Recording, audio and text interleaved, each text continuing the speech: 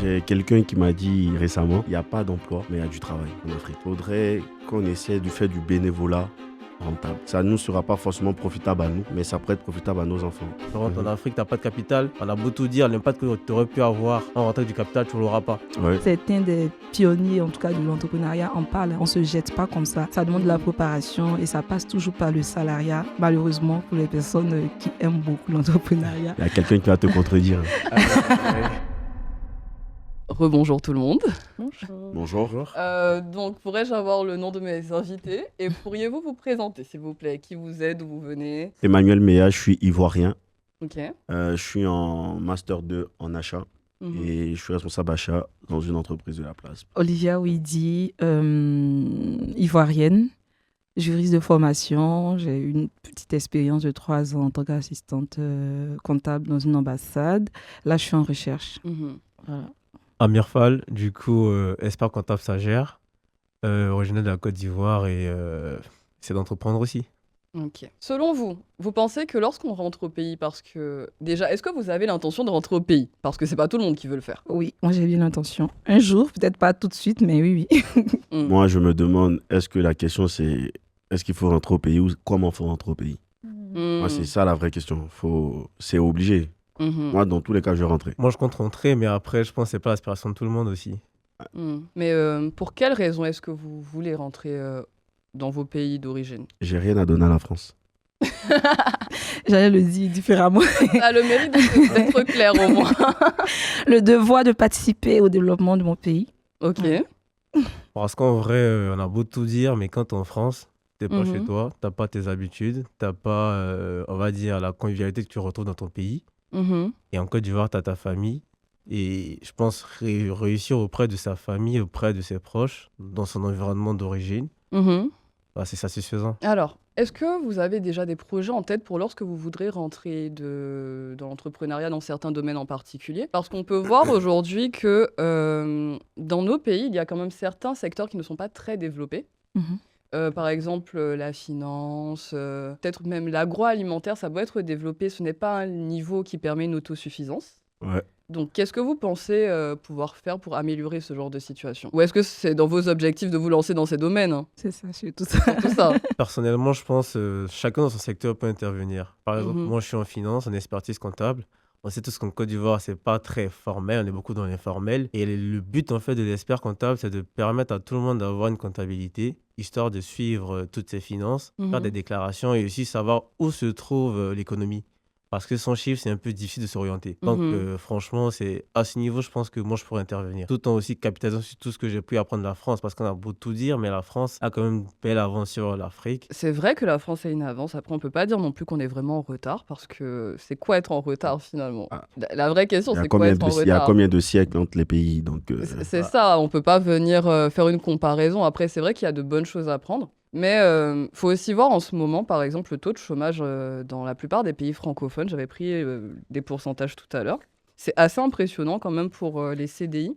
Parce que la majorité du temps, c'est beaucoup d'informels. C'est-à-dire qu'en général, en tout cas, je vais parler de l'Afrique francophone parce que je pense que c'est ce qu'on connaît le mieux. ouais. Le niveau de travail informel est beaucoup plus élevé que le nombre de sièges qu'on peut avoir dans une entreprise. Mhm. Par exemple, au Bénin, on dit que le taux de chômage, et c'est selon le Bureau international du travail, pour les jeunes diplômés, je précise, parce que c'est lorsqu'on a fait les études supérieures, Mhm. au Bénin, il est de 1,6% et c'est le plus bas.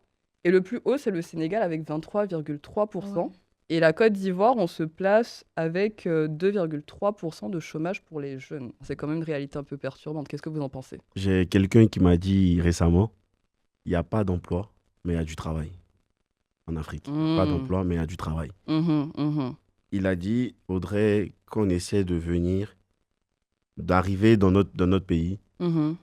et du fait du bénévolat rentable. On sait qu'on arrive, on n'aura pas les mêmes aspirations qu'ici, on n'aura pas les mêmes salaires qu'ici, Mhm, mhm. mais c'est en quelque sorte du sacrifice qu'on fait aujourd'hui. Ça ne nous sera pas forcément profitable à nous Mhm, maintenant, mais ça pourrait être profitable à nos enfants, à nos Mhm. petits-enfants, à nos arrière-petits-enfants. mhm. Ce chemin-là que nos ancêtres ont commencé à semer, et on commence à le récolter un petit peu. On le Mhm. ressent maintenant, c'était quand même difficile auparavant, Mais c'est de créer de l'emploi. C'est de créer de l'emploi. Aujourd'hui, on parle d'entrepreneuriat. Il y a plein de personnes qui sont dans cette perspective-là d'entreprendre, de créer de la richesse. Mhm. Et ces chiffres-là vont augmenter. Ces chiffres vont bel et bien augmenter. J'en suis sûr. Mais après, le truc, c'est qu'il faut pas rentrer aussi à tout prix. Parce que techniquement, si t'as pas le fil conducteur en mode, tu te dis, tu dois rentrer en Afrique, peut-être dans de moins bonnes conditions, pour Mhm. potentiellement apporter ta pierre à l'édifice. Mais celui qui sera peut-être resté pour se dire, OK, là, je veux rentrer, j'ai un projet. Soit je rentre en CDI, un poste assez intéressant, j'aurai de l'impact, Mhm. ou soit en fait, je rentre dans un secteur où je peux apporter. Par exemple, tu rentres dans le secteur de l'agro-industrie, tu as besoin de capital. Tu rentres en Mhm. Afrique, tu n'as pas de capital. On a beau tout dire, l'impact que tu aurais pu avoir en rentrant avec du capital, tu ne l'auras pas. Ouais. Mhm. Donc, Mhm. et peut-être partir à l'étranger, mais quand tu rentres, celui qui est sur le territoire, peut-être même qu'il aura encore plus de pouvoir que toi parce qu'il connaît des personnes, il peut Mhm. peut-être financer, il Mhm. connaît Ah, le le secteur, réseau. il connaît l'environnement. Donc, ça joue aussi. Il ne faudrait pas négliger ça, je pense. Je suis d'accord avec eux. Mais du coup, vous avez dit vous avez dit à peu pratiquement près la même chose. C'est vrai que c'est important, même quand on décide de rentrer, de garder en tête qu'il faut avoir un boulot Ouais. Mhm. qui va t'aider d'une certaine manière à puiser, même s'il y a des possibilités de faire des prêts pour financer ton entrepreneuriat. Mhm. En fait, on ne peut pas rentrer comme ça. Je pense que certains des pionniers, en tout cas de l'entrepreneuriat, en parlent. On se jette pas comme ça. Mhm. Ça demande de la Mhm. préparation et ça passe toujours par le salariat, malheureusement, pour les personnes qui aiment beaucoup l'entrepreneuriat. Il y a quelqu'un qui va te contredire. Aïe, aïe. J'ai tout le temps Ça ce passe. débat là avec lui, mais bon. En fait, surtout pour des jeunes, surtout pour nous qui avons fini les études récemment et qui cherchons à nous insérer. Mhm. En fait, c'est une case par laquelle on est obligé de passer. Déjà, ça aide en termes de compréhension de la vie de façon générale. Tu te frottes à des gens, des collègues, des différentes C'est façons vrai. de fonctionner, de faire. Ça t'apprend à gérer quelque chose qui appartient à quelqu'un déjà. Surtout que des fois, Et les aussi- les collègues sont tellement toxiques. Ah, Des fois, les collègues sont tellement toxiques. Oh là là, ça demande beaucoup de maîtrise de De soi, maîtrise qui de reste soi. en fait à l'avenir pour beaucoup d'autres situations. et il y a pas mal de principes que tu apprends dans le salariat, comment communiquer avec les gens, comment gérer un truc qui ne t'appartient pas. Parce qu'en tant que salarié, concrètement, tu travailles pour quelqu'un. Et si tu C'est gères vrai. mal l'intérêt de quelqu'un, comment tu peux, toi, en retour... Ah non, là, moi, je suis pas d'accord. La Ah. plupart du temps, on gère plus mieux ses intérêts que les intérêts des gens. Non, mais...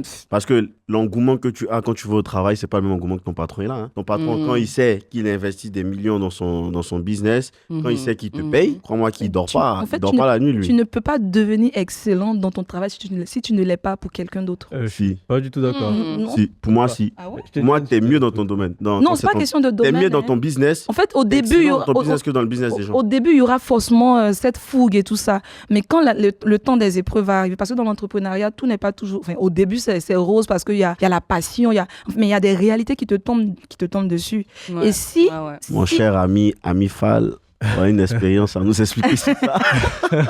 Alors, j'aurais Après, adoré... c'est toujours subjectif. Hein.